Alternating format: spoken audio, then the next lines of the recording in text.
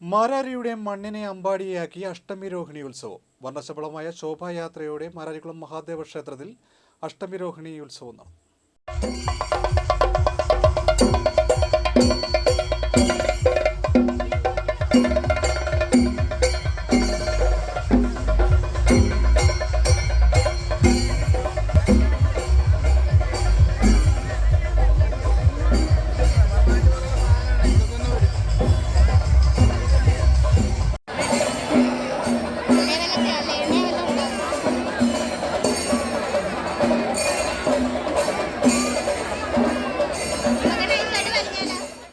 മാരാരിക്കുളം മഹാദേവ ക്ഷേത്രത്തിലെ അഷ്ടമി രോഹിണി ഉത്സവം വർണ്ണാഭമായി.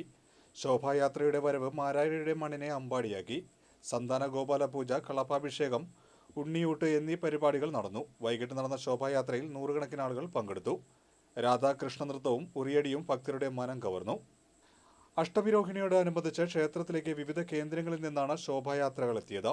പുതുകുളങ്ങര അന്നപൂർണേശ്വരി ക്ഷേത്രം, ഗ്രാൻഡ് ജംഗ്ഷൻ, പൂപ്പള്ളിക്കാവ് ദേവീക്ഷേത്രം, മാരാരിക്കുളം കളുത്തട്ട്, പെരുമന ജംഗ്ഷൻ എന്നിവിടങ്ങളിൽ നിന്നുമാണ് ശോഭായാത്രകൾ ക്ഷേത്രത്തിലേക്ക് എത്തിയത്. ചടങ്ങുകൾക്ക് Devaswom manager doctor V S. Jayan നേതൃത്വം നൽകി.